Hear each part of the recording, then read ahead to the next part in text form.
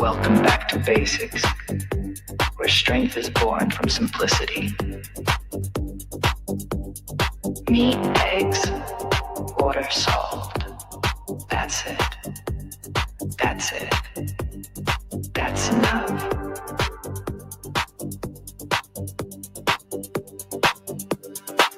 No powders, no potions, no pills, just a few your body remembers.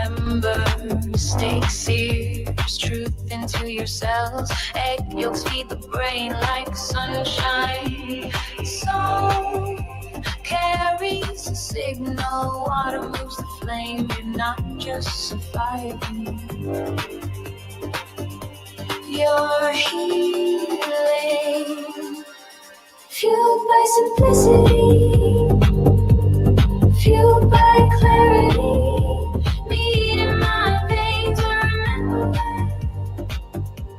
Shed the noise, shed the lies.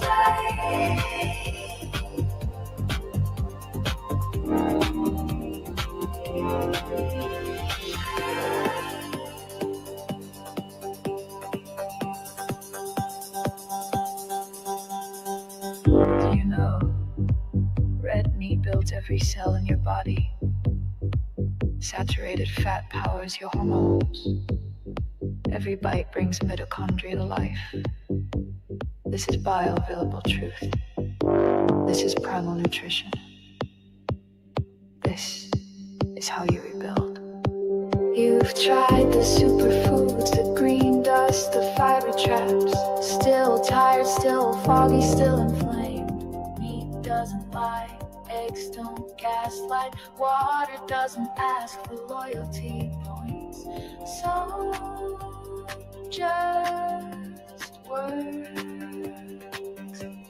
Fueled by simplicity, fueled by certainty.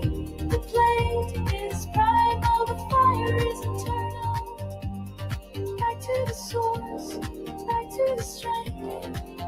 No labels, no records, just instincts reunited. Listen to your body whisper.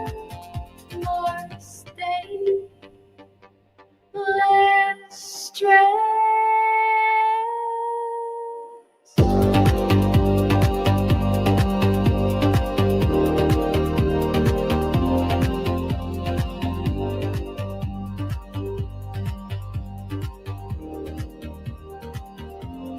Fueled by simplicity, fueled by sovereignty. This is more than a diet, it's a return to truth, to power, to love. Meat, eggs, water, salt. That's all it ever was. That's all it needs to be. Else is sick and fucking tired of seeing all the carnivore shit all over these fucking apps. No one cares if you only eat meat.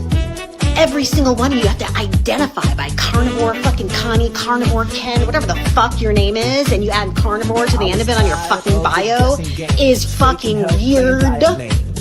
Weird. You're literally treating your diet like a fucking religion. A religion. A meat religion. Okay? Like, what in the absolute meat fuck is this shit? Your fucking forts with your eggs and your cheese and your fucking butter and your dates. Who cares? You can't shit. Your fiber intake is fucking zero, and you think you're just fucking trudging through life getting all healthy. Get the fuck out of here.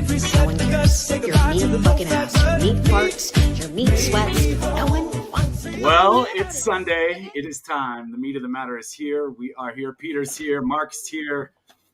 And we want to thank everybody for chiming in and saying hi. Where are you chiming in from? We'd love to know in the chats. And a very special shout out to Byron Funk at Carnivore Beats for doing our music. That intro, I get a couple comments. Go subscribe to him on YouTube and on TikTok, laying it down carnivore style. And that gets us into today, what we're going to be talking about, boys. I think we've been talking throughout the week about all these the carbohydrates making comebacks and people quitting carnivores. We kind of touched on it a little bit last week with Brian and another mentioning the carnivore community worldwide on Instagram and YouTube as well. Please go subscribe to their channels. Great conversations. And also, we forgot to mention the village last week. The carnivore community worldwide has a village. It's a chat community group on Instagram. Everybody's chiming in to their opinions. It's great. Keep this community going. And speaking of community, guys, what is going on everywhere? Carnivores quitting. Carbohydrates are back on the menu. Firstly, how are we doing today, boys? I'm doing well. Not for me, buddy. They're staying out. They're staying out on my diet. Yeah. Well, Peter, and you, my friend, what's no carbs yet. So no bananas, no chocolate. Fair enough. Well, I mean, it's quite crazy. I was just having a little communique with one of our friends of the show, Philip Wynn, who has done great things with psoriasis. He's reversed a lot of like a horrible psoriasis condition. And he's like, what do you mean? What's going on? And I was like, yeah, man, it's all over YouTube, all over this. And, you know, we're going to get into this today, especially guys in the chats. Hello, everybody. I think, in my opinion, it's very, very, we have to be very careful about this clickbait and really what this all means. And I mean, I'm a big proponent of ancestral eating, whichever way that sort of seems for you. Everybody's going to have nuance, but I think, you know, we've always tried to not be dogmatic. And I mean, Peter, you've done some experiments that have been pretty fantastic. And being a type 1 diabetic with the carbohydrate issue, I think you've got some good chops to bring to the table. But it's quite funny how, you know, all of a sudden this gives ammo to the other side. I mean, I just was kind of watching about what the vegans were saying about it, and it's like they're loving it. They're all like, "Oh, now it's all good." And I think that one of the things that, and I'll ask you guys about it, is we have to realize what these are. These are thumbnails and titles, and people's diets are different. And I mean, the carnivore diet compared to eating like a human is something that we can we don't want to take too out of context. And I'm gonna admit it. Everybody, I said carbohydrate comeback on the thumbnail. People are like, "What do you mean?" And it's like, unfortunately, this is the world we live in. We got to kind of have to instigate the conversation. But what are your thoughts to start it off, Mark? Well, my thoughts are this.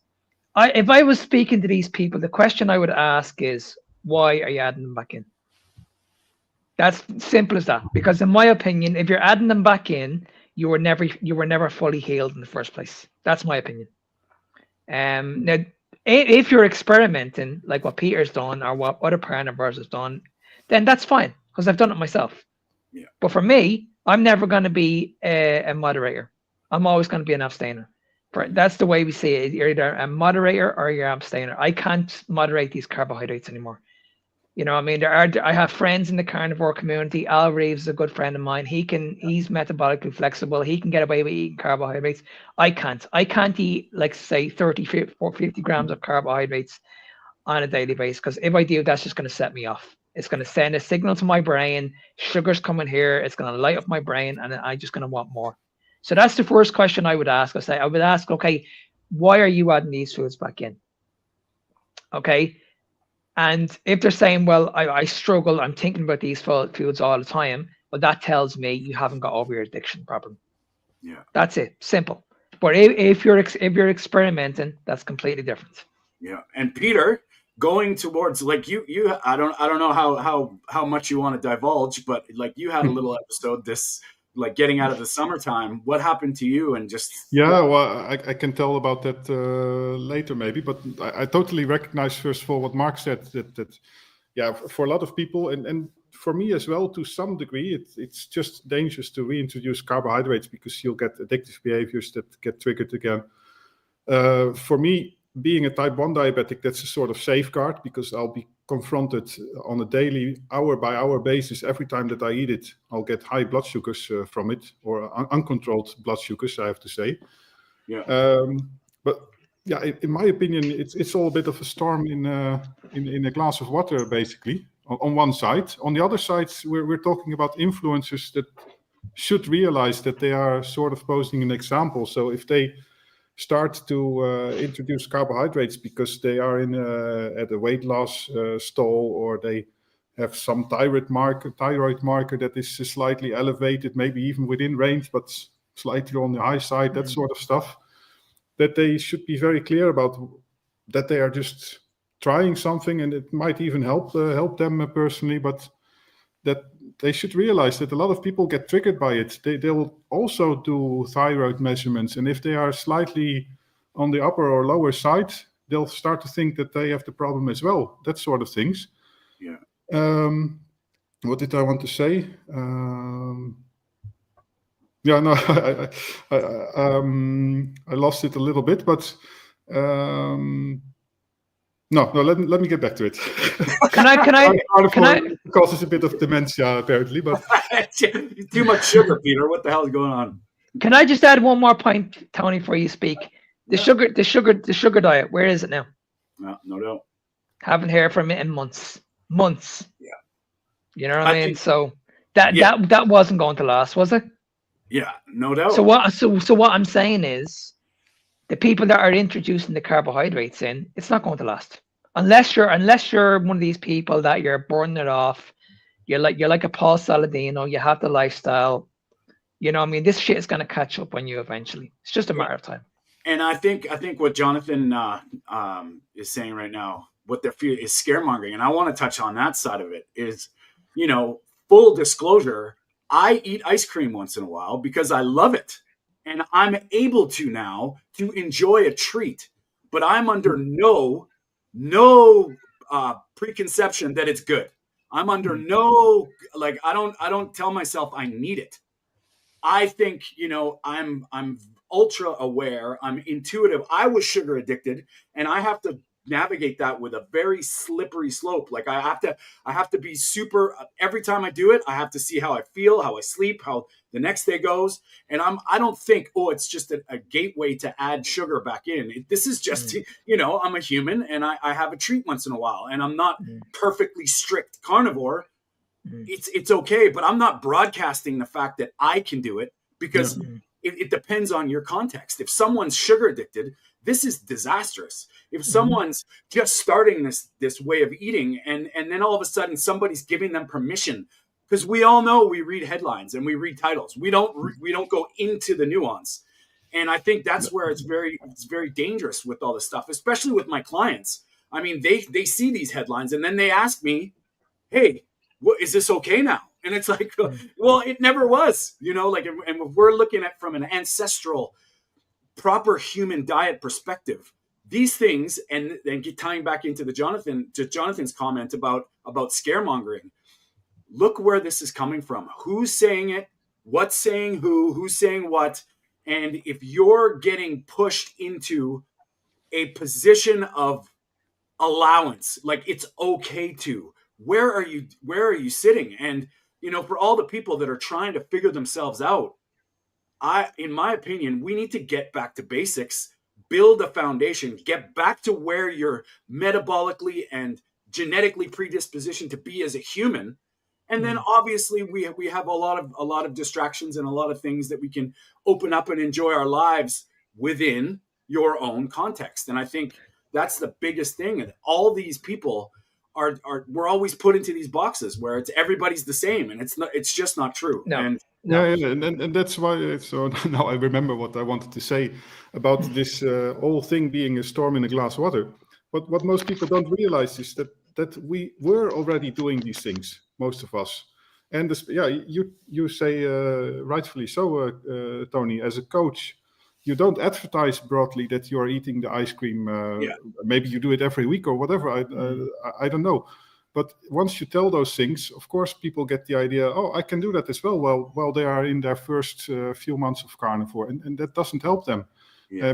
So it's a very fine line of trying to present a nuanced picture where you are not so strict about things, but at the same time, you have to be very careful. So if I see Dr. Kiltz personally, but I am already a carnivore for 3 years, I see a guy that is, well, he's confronted with CAC scores and whatever you think about it, he decides to take action, to change a little bit in his diet, or maybe it just triggered him to be a little bit more open-minded. That was a bit of the atmosphere in his video. Like we have to be less conflicting, a bit be open-minded, add in the broccoli and the fish and all those things. Yeah. And that, in my opinion, that's what it means actually to be a carnivore. A carnivore is just somebody that eats a lot of meat, basically. And because you're a carnivore, you also focus on a lot of other things like low carb and all things beside diet, of course. But yeah, that's maybe a thing that I want to go to later. But in my opinion, that's part of the problem. We are defining carnivore as something being not just meat only, but also exclude every vegetable, exclude coffee, exclude any carbohydrates.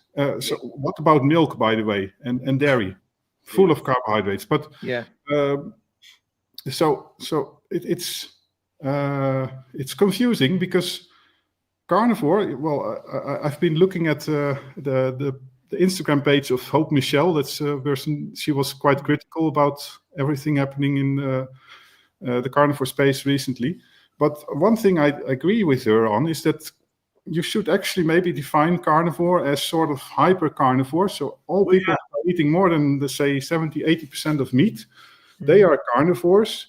And if you are, well, by nature, then you are automatically low carb, I guess. But you can include like a ketovore style, a bit of vegetables, as long as, well, it makes sense, of course, if you only do it if you're not sensitive to it. Yeah. You include coffee or not, and that type of things.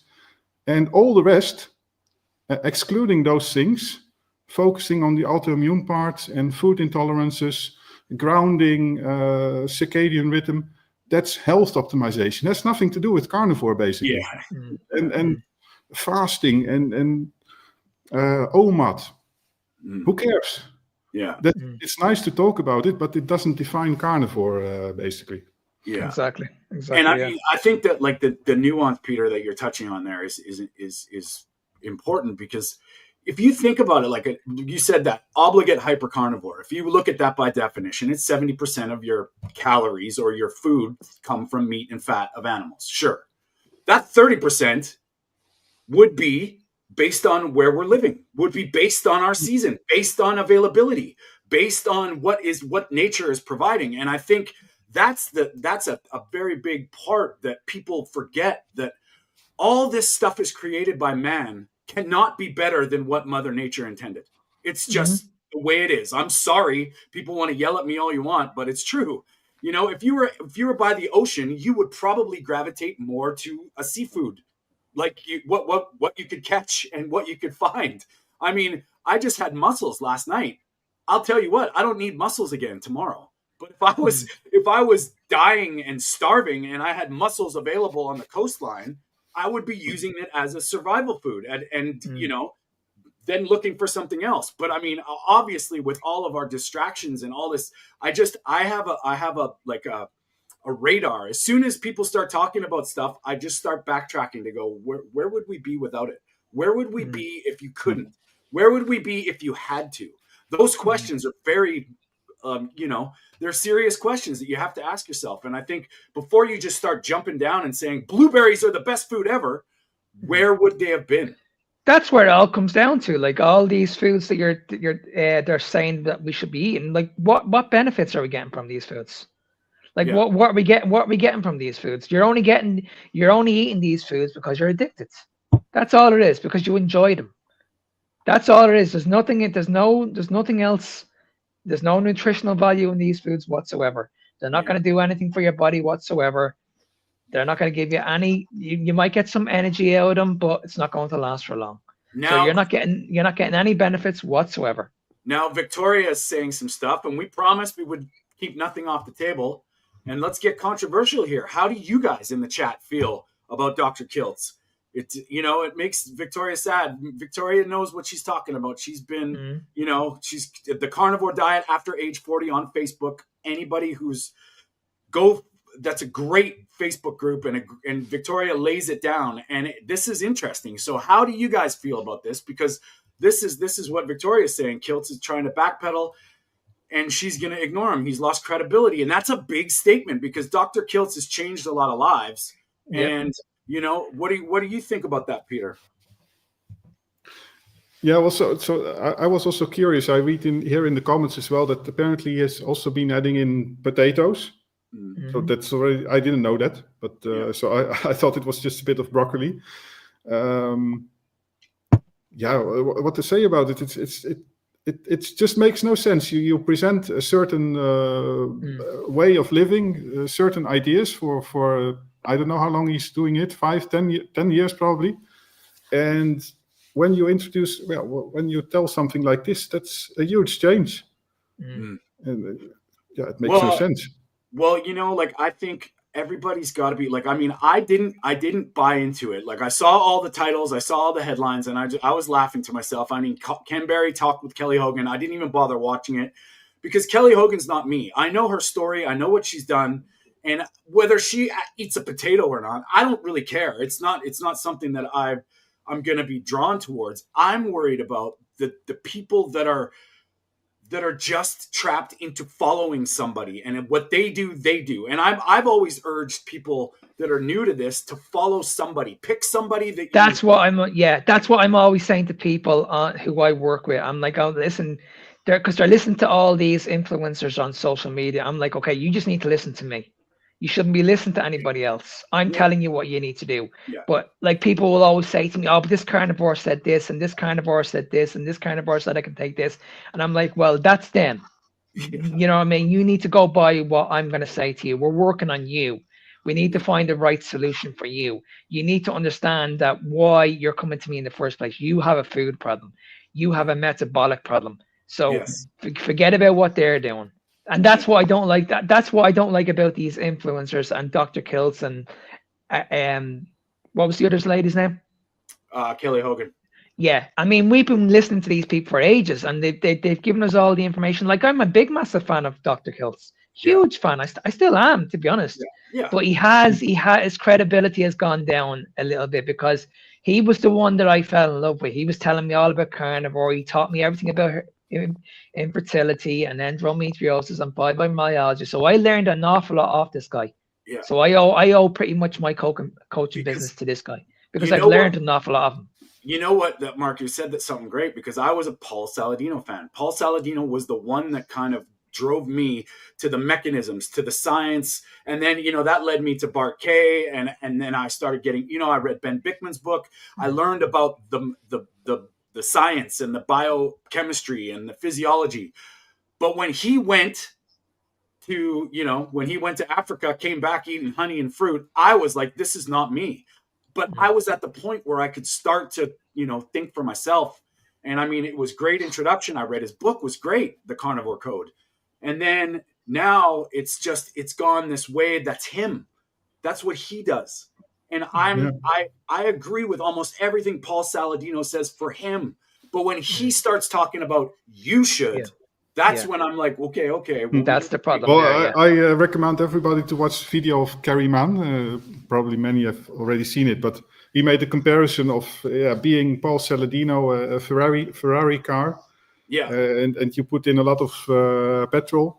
And many of us are garbage trucks, basically. So we shouldn't do the same as Paul Saladino. I never got it. It's you don't follow an influencer for what he is doing exactly. It was honestly, you learn from them, and that's it. Yeah, and it was just one quick point, Tony. Same with Mark Bell. I was a massive Mark Bell fan about a year ago. I loved his philosophy. He worked with an awful lot with Robert Sykes, the Keto Savage. So I was a massive fan of Mark Bell. I watched all his videos. I used to listen to all his podcasts. He used to be a strong believer in the carnivore diet. But then when he transitions into the sugar diet, I was like, okay, I've been following you for a long, long time. You've let me down. Yeah, and like you said, Tony, I don't mind these people experimenting them on themselves, but it's when they reach out to a big audience and they're saying, okay, this does amazing things for you. Yeah. That's what pisses me off. That's what gets me going. And it gets back to friend of the show. He's been on our show before, Eddie Goki.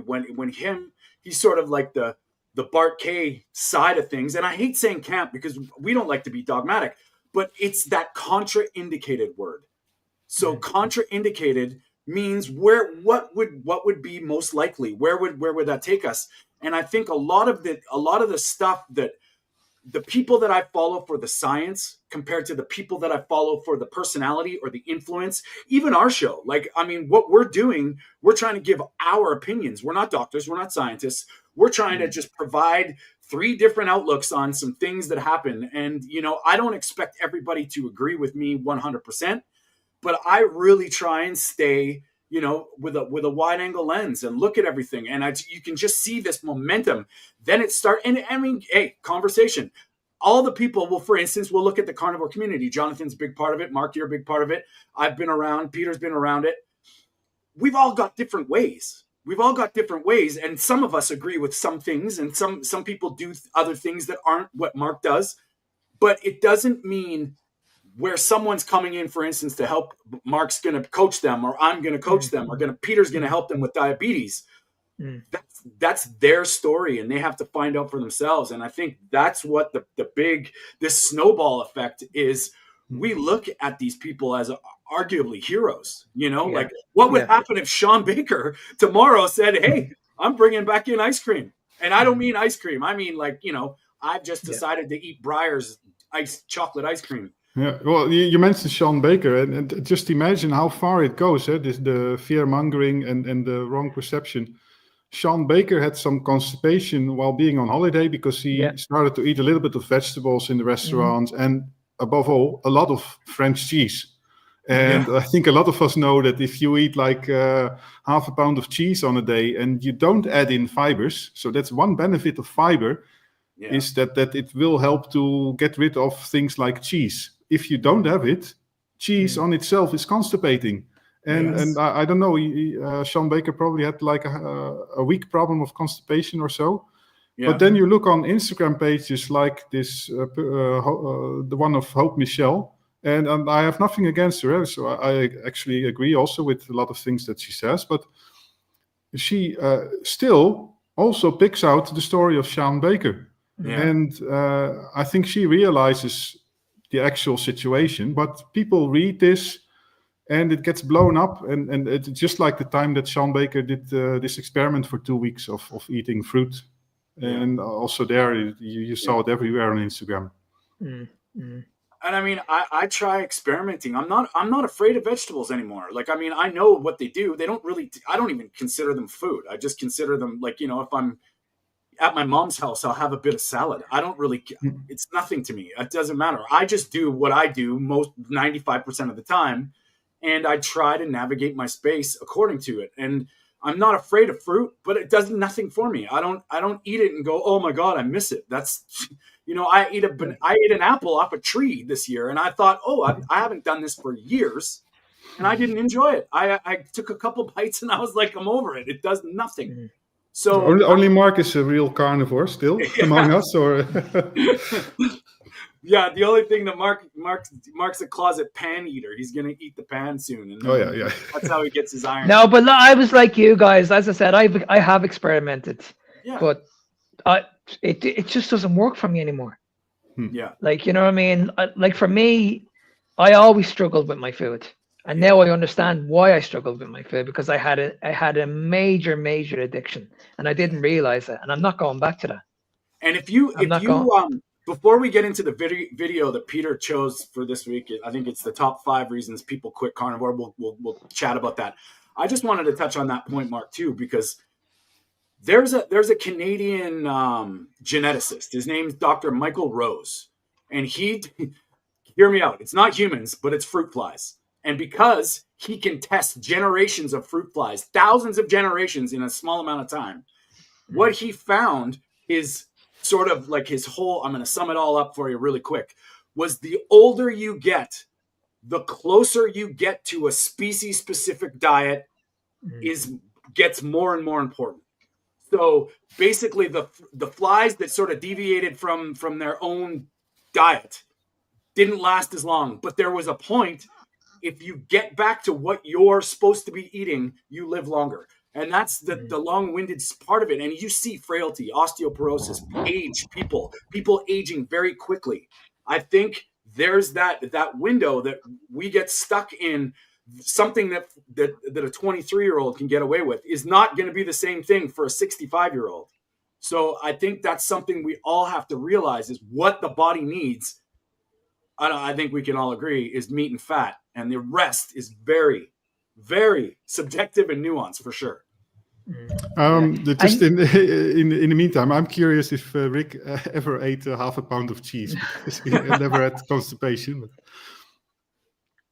And you made a very, very good point at the start, Tony, when you mentioned about the vegans. They're all having a well of a time now looking at this, but it was only a matter of time, wasn't it? Yeah, it was only a matter of time when people were looking at the carnivore diet. We're seeing how many people were doing well, but they were all over social media saying that it's a fad. It's only a matter of time. These people are going to go back to carbohydrates, and now they're jumping all over it.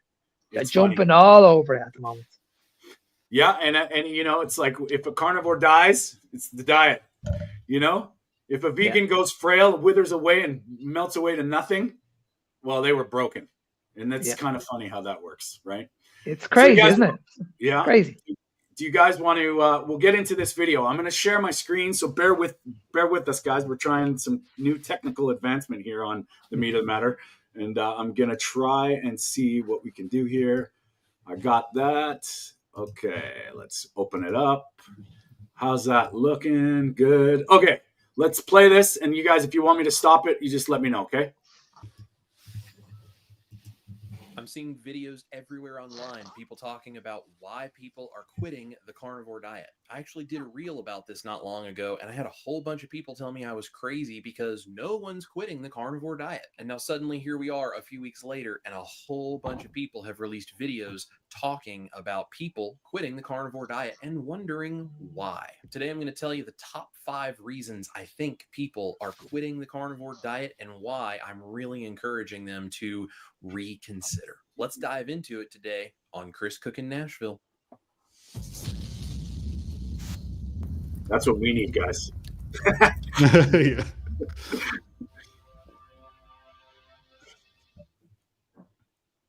Some explosions. How some people thrive on carnivore. They seem to be the epitome of health. They are glowing. They feel amazing. All of their diseases are being reversed. They're losing weight. They look fantastic. And then all of these other people who are on social media, they're all on board with carnivore. They just vanish. They fall off, they disappear from the community, they say it didn't work for them, or even worse, they were shamed out of continuing. Today, I'm going to break down the top 5 reasons I think people are quitting the carnivore diet. And while there are a lot of people who are getting on board, there are also a lot of the newbies, especially that I see on social media, that are leaving. I'm going to tell you guys right now, number 5 on this list might make you a bit uncomfortable, but I think it's important we talk about it. It's a good point, right? That it's a lot about the newbies. Number 1 is social pressure and isolation. Yeah. The first reason is simple, but it's pretty brutal, and that is the social pressure of trying to do carnivore in a world that kind of doesn't understand it. You start eating meat only, and suddenly everyone in your life is an expert.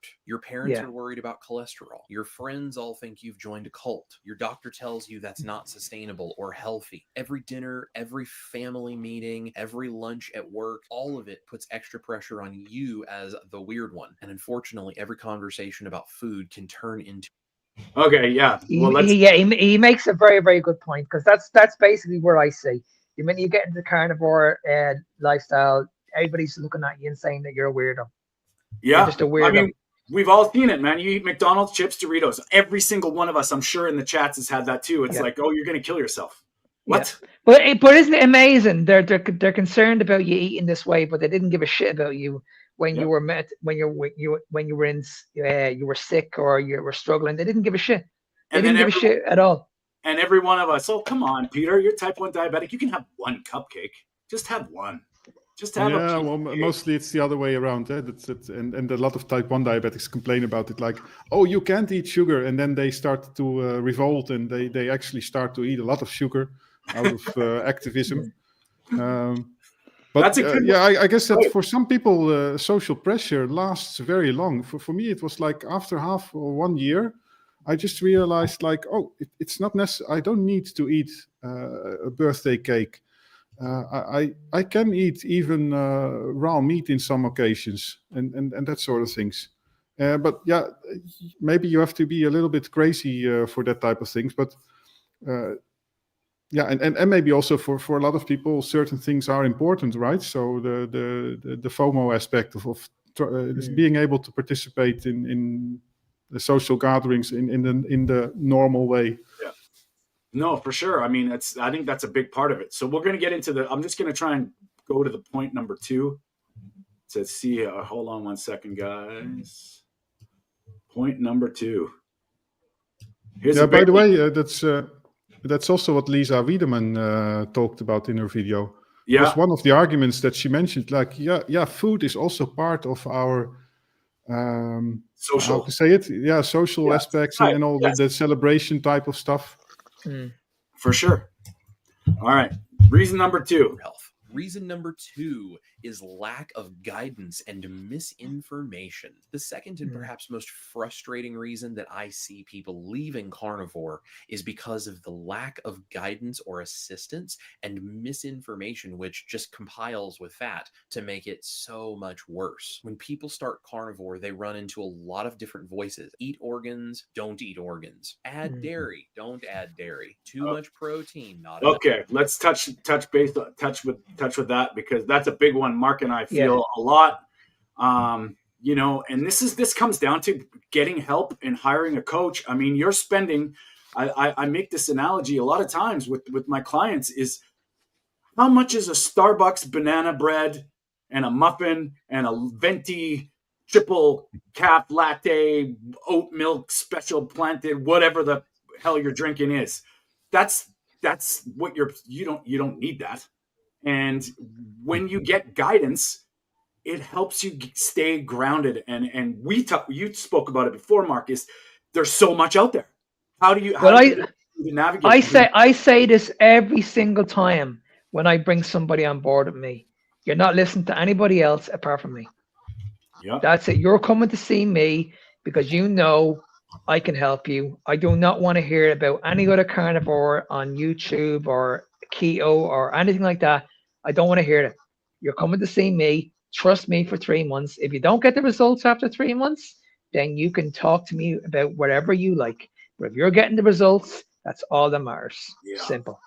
And I mean, I often share things with my clients and with my community that I believe is valid, but it's quite often they'll share things with me that they'll say, hey, what about this? What do you think? And it's like, come on, you have to take it. You have to be where you're at is not where this person is talking about, right? So that's a big thing. And guidance, the carnivore community worldwide, Fitness Beyond Time 01, Dutch Carnivore. Like I'll give you an example. Robert, where Robert, he sells the skincare bill. His wife, his wife reached out to me around 6 weeks ago, and she was really struggling to lose the weight. And she's dealing with histamine issues. She has this itchiness all over her body. She has this rash all over her body. And I was telling her, I said, listen, what's your macros? Tell me what you're eating. She was eating all the beef protein, and I said, well, listen, it's not working for you. Yeah. You need to come off that. You need to add in some more organs. You need to add in some more lamb, and let's see what happens. 6 weeks later, she went from 10% to 60%. We are definitely going the right direction. Awesome. Not only are we going in the right direction, she's lost 14 pounds in that 6 weeks. Yeah. Being on a higher fat diet, just making that slight change with our meats. That's all we did. I'll give you another one. I'm working with Selena. Everybody here knows who Selena is. Yeah. Now I only had this conversation with Selena. I only got off a phone call with Selena a few minutes ago.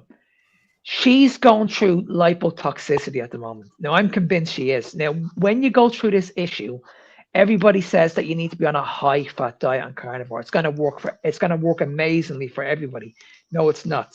No. Someone like Selena, I can guarantee you, her triglycerides are still very, very high eating a high fat diet. Now, if our triglycerides are high, guess what's going to happen to our insulin? Our insulin's going to be elevated.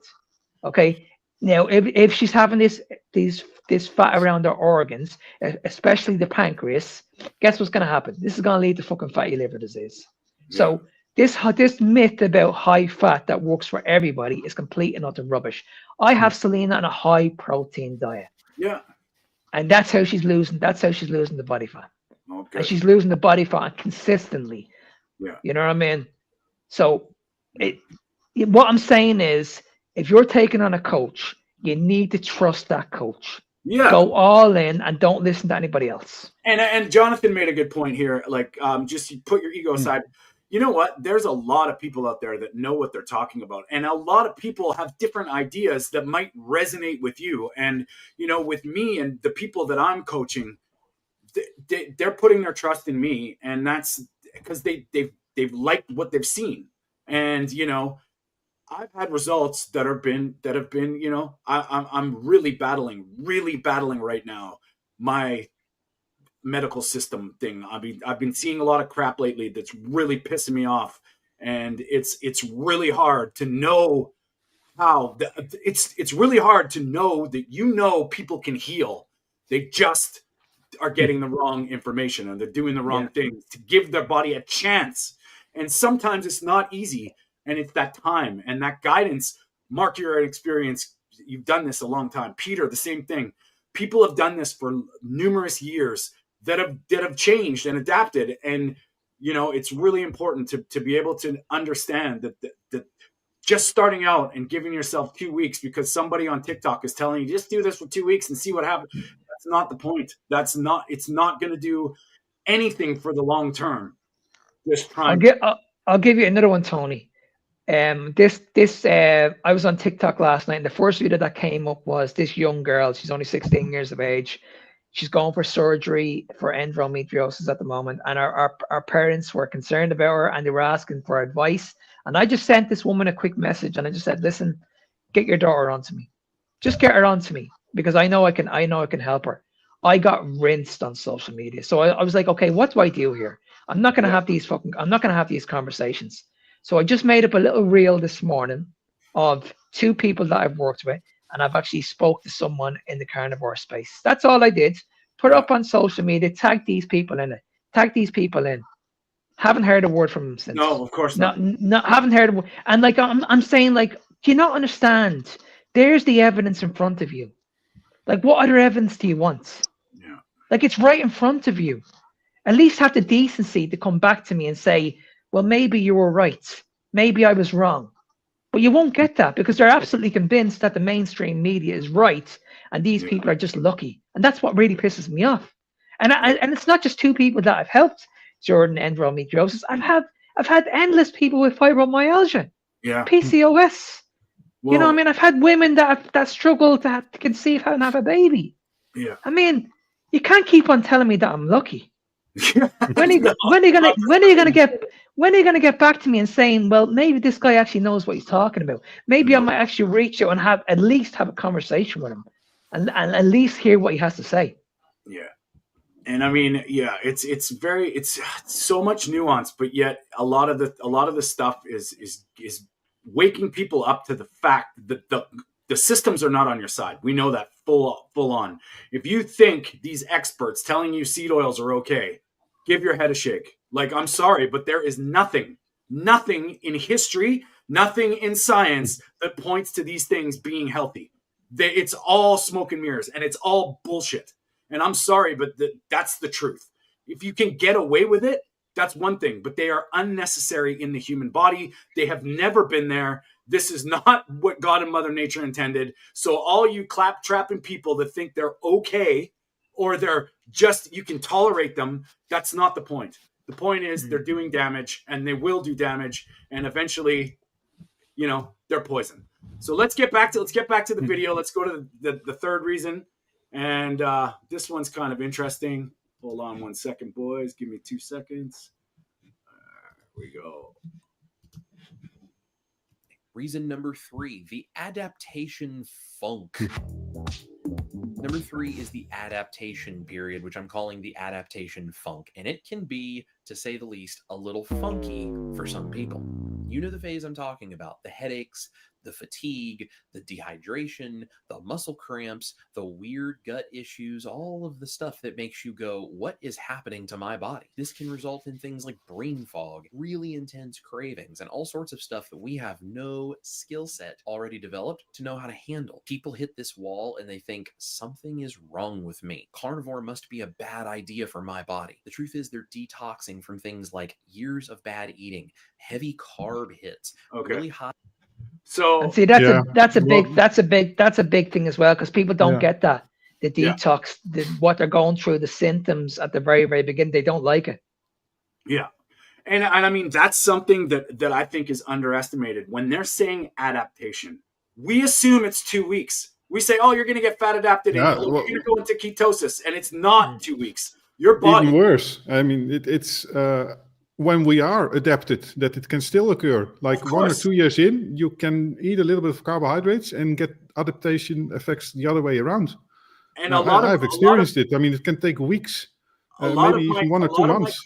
A lot of my clients are ladies over 60. And I'm really like, it's so important to get this message across is decades of unawareness, decades of possible damage and toxicity. It's not going away in 30 days. It's not going to happen. And your body's healing ability has to be, you have to remember it. Your body has to remember it and get into these things. And there's so many nuances here with nervous system. And when you're actually giving your body nutrients, that whoever the guy we're watching, is he said something there is your body's releasing toxins, your body's releasing things as it's healing. These things it's letting go of things. It can get really uncomfortable. And sometimes you have to really look at the situation. And, it's like, for instance, Joe Rogan put it best, like explosive diarrhea, and if you just look at it, there's no fiber. You're getting explosive diarrhea. Why? Because your body is going, we need to adjust. We're going get rid of all this stuff. Yeah. And it goes away, but some people can they don't realize like if we just look at logic here, the microbiome, they say the microbiome changes within 24 hours. So that would mean if you eat something different than you're not usually eating, there could be a reaction and you could have diarrhea. But then people think that diarrhea that's caused by that one little change is a problem. And it's your body giving a symptom. It's saying, hey, we need to eliminate something. We need to do, and it, you can back that up to oxalates and all these anti-nutrient toxicities. When the body's releasing this stuff, it can be horrifying. And I'm talking even all this craziness about parasites. Holy shit. Well, what do you think happens when you starve these parasites out and they come, like any way you look at it? You have to give your body the chance to... Yeah, well, just another example, like ketosis. When you enter ketosis for the first time, or even worse, deep ketosis, you'll feel like sort of not just high and maybe energetic, but oftentimes also like before you go to bed or while sleeping, you'll feel a bit of stressed, almost like hyperactive or with heart palpitation type of things. But that's also a transition effect, and mainly a thing that you are not used to, this feeling of ketosis anyway. That's that sort of things. And it's like getting in tune with your body is adapting in itself. Like what people don't realize when they say, well, I want to eat with intuition, I can do it now because I've been 6 years into my journey. And I've been hyper observing myself whenever I consume anything, whenever I'm exposed to anything now. If I'm in traffic and I'm walking down the street and I'm exposed to a bunch of exhaust, I watch myself how I feel in the next few hours. I'm just building my own awareness more and more about trying to be in tune with my body. And this takes time. This takes skills. That you and And I think it's important that when you start doing this, you need to be consistent, because I know for me, when I got rid of my food addiction after 6 months, it wasn't until I was really, really strict eating this way. Yeah. I couldn't be a moderator. I had to be strict for consistently for 6 months in order to get over my food addiction. Yeah. That's how I successfully got through this. I didn't get through this after 2 or 3 weeks. This took a long, long time for me to heal. And I'm doing this over 5 years now, and I can tell you right now, my body is still healing. Yo, for sure. And Mark, that's 100%. It's still changing as well. That's just a besides the huge- healing. That's a huge point that people miss. Now, I've started something that I'm going to get into in a later episode, and specifically with Fleur and I. We've started something because I think there's an X factor here that is very sinister, but it's the environmental chemicals, toxins, all these pollutions, all these things. They were not there when we were eating ancestrally. They were not there. And there's an X factor here with people that they don't understand your environment, your light hygiene, your sedentary lifestyle. If you're in an office compared to somebody who's a garbage man throwing things around, there's nuance. And I think that's the thing. And Jonathan just mentioned a good point here. I want to put it up there, that people that fall off carnivore are only in it for weight loss.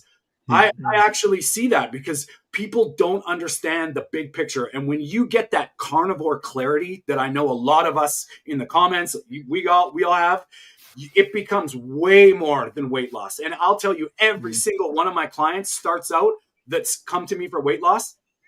There's a switch. As soon as they go, holy shit, this is way more than weight loss. And what's also suspicious is that if certain people will follow carnivore and they'll stick to animal-based, and some will stick to ketovore or relatively low-carb diets, but a lot of them will go to like 200 grams of carbs.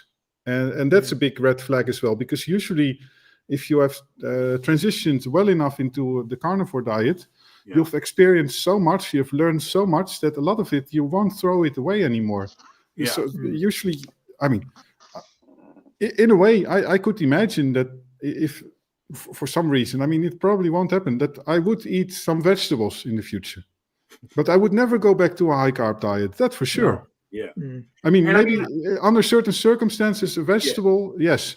But so yeah. Those people, you see it a lot among young people as well, like those people that they are actually not in it for weight loss, they are more in it for the culture and the raw meat stuff and all these things, and they always stop at some point because they have to leave the house, their parents are not there anymore, they have to have their own income and all those things, and nothing sticks. They don't keep anything of this diet. But you know what the biggest factor for me is? I don't want to be like anybody else anymore. Like, I don't want to be like the average 50-year-old walking around in bleeding pain, you know what I mean? Or getting aggressive or getting angry or getting anxious around food anymore. I don't want that shit in my life anymore. Yeah. I'm at a stage in my life, everybody wants to be happy, but they don't understand where that true happiness comes from. For me, it comes from what you feed your body, because that's where it all starts from. Because at the end of the day, we have a massive, massive problem with mental health in the world at the moment. Yeah. Everybody's blaming it on other stuff, but why don't you not just blame it on what you're eating? Well, why don't you not look deeper into what you're eating? At the moment, anger issues are a huge thing in the world at the moment. You only need to look at what happened to Charlie Kirk. Freedom of speech now is you can't even talk to people anymore. You know what I mean? It's getting crazy. We're getting into but that's a very big important thing, and I mean that's something that we touched on last week with this bullshit Eat Lancet, is they are wrecking your brain. They're not, your neurotransmitters aren't firing properly. Your hormones are completely out of whack. And I mean, if you don't think the food, or not food that you're putting in your body is not affecting your brain, well, that could be your first problem, right? It's like, that's not good. So if you can just get over yourself and realize that every single thing you do affects you, eating a proper human diet that brings ultimate nutrition is going to give you a good leg up. And there's going to be some adaptations that you're going to have to work through. And I think that's where we all get, like, everybody is different, but yet we're all the same. And I think that's the thing. When I'm working with people, I don't want them on the carnivore diet. I want them on their diet that they can do that is the best for them. And, you know, like to really, really get really into yourself. And no, I can't tell you salmon makes you feel good. I can't. You know, you can write a diet plan all day long, but if somebody has a histamine issue, if somebody has an allergy or an intolerance, you can't just make them drink raw milk and say it's the best. So it's very nuanced, right? Yeah, and then realize that diet is like, I don't know, of course, it's the major contributing factor to your health. Say Absolutely. It's 80% or so. You can control, 80%, right? but but it's 80%. But there are other things like the environment that we talked about, and there are a lot of toxins. But that's the other 20%, and lifestyle, circadian rhythm, and all those things. Yeah. So, but it doesn't mean that anything that is wrong with your health comes from that 80%. Yeah. I mean, that sounds intuitive, maybe if you don't think about it a bit longer. But if everything is right with that diet and you're not sleeping well, then that 20% there's something really, really very wrong. And I think actually that a lot of influencers have problems, might have problems elsewhere. Yeah. And in their lifestyle, and I mean, it's so easy to think that it's the diet. I mean, the whole thing. If anybody does, I would encourage you to go watch a couple talks by Dr. Jack Kruse. I mean, his idea about light, it's very powerful. Do I agree with everything he says? He's a neuroscientist and he's decentralized, which I love. But he's talking about we are underestimating the power of this blue light toxicity and the screens and I mean, Andrew Huberman's talked about like the dopamine hit about us being focused on a cell phone is probably not a good idea before you go to bed and when you wake up. I mean, giving your body a natural wake cycle and sleep cycle is like so much more to it than diet. But diet would affect it, like you're saying, Peter, for sure. Well, let's get to reason number 4. And here we go. One sec here. Reveal. Reason number 4, the monotony, the logistics, the Chris Cooking Nashville universe of things that I do to help. Reason number 4 is nothing more than the real world grind. And let's be honest, eating steak and ground beef and eggs for some people can become extremely boring and monotonous. They can taste amazing one day, and by day 300, you don't want to see them at all. You start daydreaming about variety, wishing you could have something else. And the reality is, whether that's right or wrong is irrelevant. It's true for a lot of people. Whether they should or shouldn't be that way is not for me to decide. If I'm going to help people, I need to admit what they're actually struggling with, and I've got to figure out how to give them solutions. Okay. Well, personally, I don't think this is an issue if you have transitioned well enough into carnivore. This shouldn't play any role. I agree. I feel fucking best eating steak and eggs. And when my body says you need something, I get these I wouldn't say cravings, but this is like, you need to eat some seafood now. You need to have some wild sockeye salmon, sashimi. You need to have some raw oysters. And then I'm over. I love it. And then I'm done for a long time. But I mean, and even when I've been hearing about people getting meat aversions and egg aversions, and I think everybody's different. But when your body is getting the things that it needs and you're riding on that intuition, you're giving yourself enough time, I think that's really, really that's like a false flag. It's like your body, what the hell would we have done with none of this shit around? What would you have done? You know what you probably would have done? You probably would have fasted. By the way, the variation, in what form does it come? It's always carbohydrates. Yeah. Yeah. When it's an issue, it's always carbohydrates. Yeah. There's nothing else out there. It's just carbohydrates. When I want something different from steak and eggs, I make a roast beef. Or when I want something different than steak and eggs, I make an omelet. Like that's, I'm actually, shout out to Fleur and I, we're creating 30 ways to eat your eggs for a reason. I'll get into that later. But it's crazy what you can do with an egg, man. From sauces to breads to all this shit. It's unreal. But I don't know about you, Tony, but for me, the reason why I sometimes eat other meat basically is because I find other meat at the butcher. Yes. Nothing more than that. Yeah. And don't get me wrong. I love making bacon chips and eating them. Like Oh it's yeah, good. yeah, But the problem is, I only do that when I haven't eaten enough. And yeah. that's like, and I eat a lot of meat, man. I try and eat as much as I can and cook extra, and then I end up snacking on it all night. But I don't really consider it snacking. I just consider it I'm eating, right? But Yeah, yeah. My thing now at the moment is bacon and pork belly. Oh my god. Oh my god. Like I was a big fan of red meat, but now I've introduced a little bit of bacon now every now and again, and oh my god, pork belly as well. Oh my, yeah, oh no lovely, doubt. And absolutely, really, really nice. realistically, if a lot of people out there are their B1 is compromised for sure, and pork's super high in B1, so it makes sense, right? Like if you think about every single thing you do in your life depletes B1, it's probably a good idea to eat the foods that's high in B1. And I'm talking, we have a sip of coffee that's depleting your B1. We're talking right now, we're depleting our B1. So I'm a big, obviously is the best pork you can afford. Quality would matter because, the monogastric stomach, but I agree with you, Mark. I think you go ebbs and flows, and while you're doing it, it's easy to say. Most people that are new will say, well, I can't just do that because it's so mundane and monotonous. They're looking, like Peter said, they're looking for the carbs. They want some, and what blows my mind, go eat a baked potato then with no butter and sour cream. Go do it. Go choke down a cup of pasta without butter and without sauce. Go eat your white rice without a sauce or some vegetable or anything on it. Yeah, right. Good luck. All right, let's get into the fifth reason that everybody would be surprised, I think. Hold on. Here we go. Itself. Reason number 5 is something I'm calling the 90-10 principle.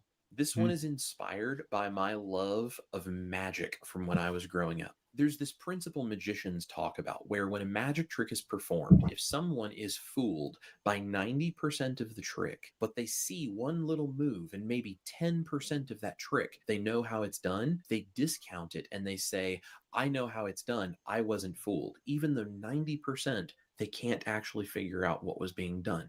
But a magician, someone who's on the other side, who respects the work of a fellow magician, who really understands the work that it takes to be successful performing a magic trick, they look at the exact same trick. And if they know how 90% of that trick is done, but there's one thing that the magician does, the little 10% that they can't explain, they will tell you that the trick fooled them. For them, it's like seeing the magic all over again. This idea is called respect for mastery. Anyway, something we get it. Let's talk about that rule. People in the community seem to have lost sight of.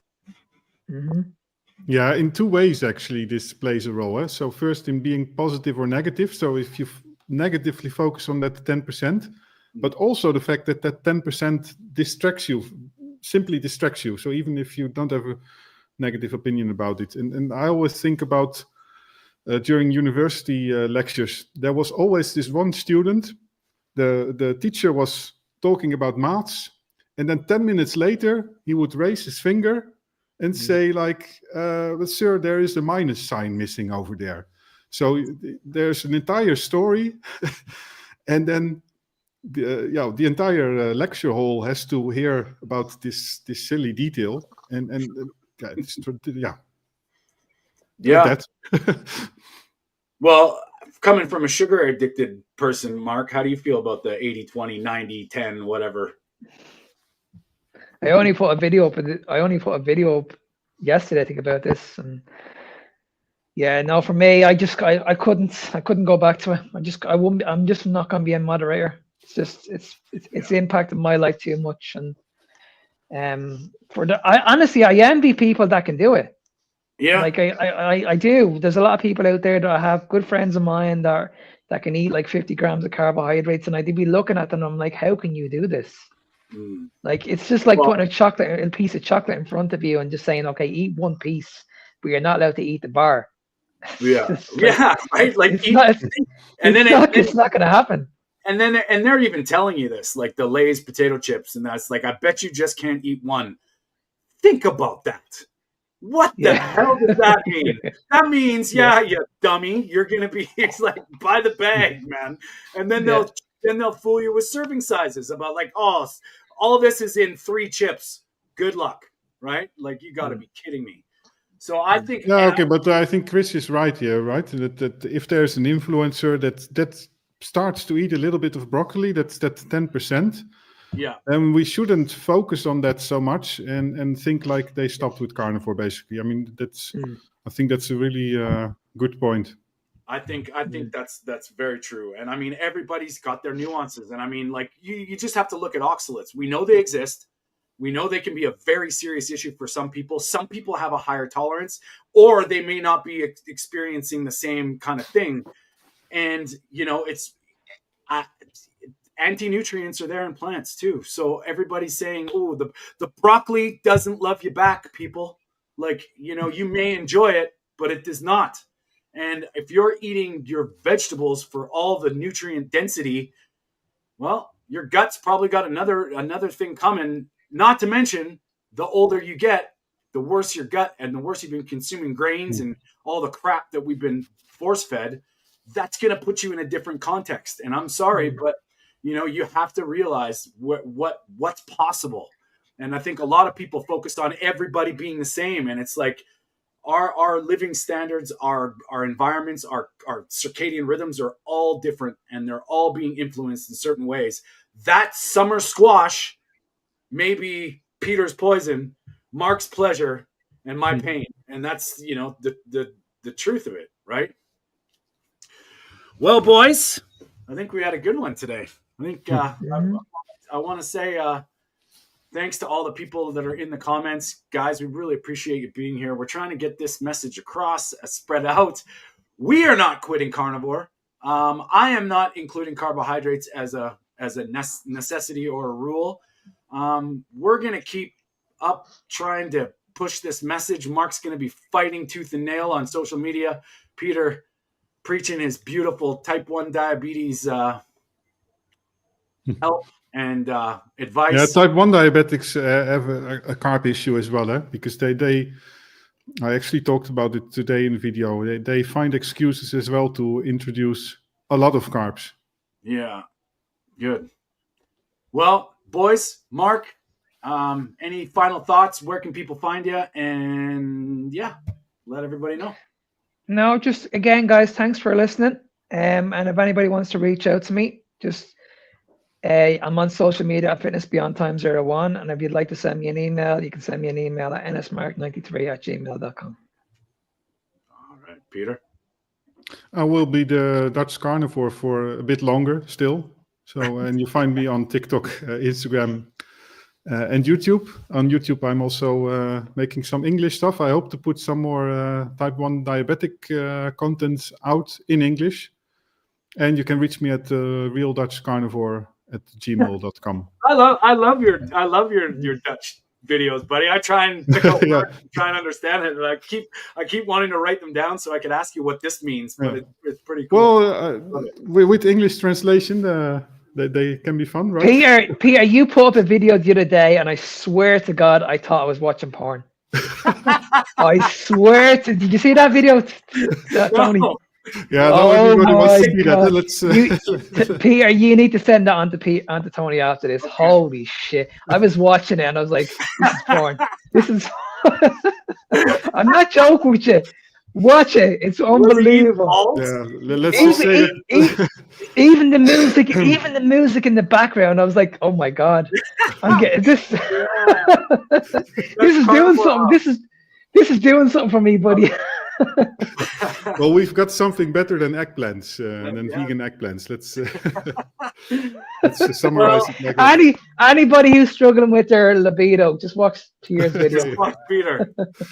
And speaking of which, guys, we really do appreciate all the comments, all the people hanging out with us every Sunday. We are live every Sunday at 10 a.m. Pacific, 6 p.m. in the UK, 7 p.m. in our UK, Ireland, 7 p.m. in the Netherlands and in continental Europe. And if anybody's interested, I am starting, Fleur and I got to give props to her. She's helping me out. We're going to be starting a newsletter, including this show in the newsletter and kind of trying to be proactive.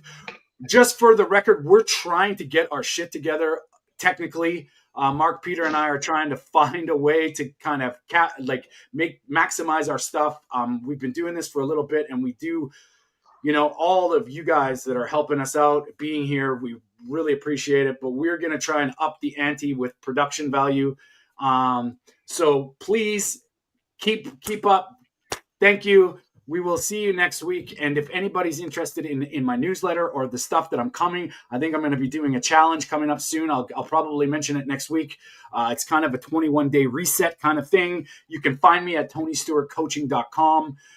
It should be all coming out pretty quick. I just want to say thank you to these guys. Mark, always a pleasure. Peter, my brother, looking forward to your porn. Come hang out with us on Sunday, guys. We really appreciate you, and we will see you next week. Bye-bye.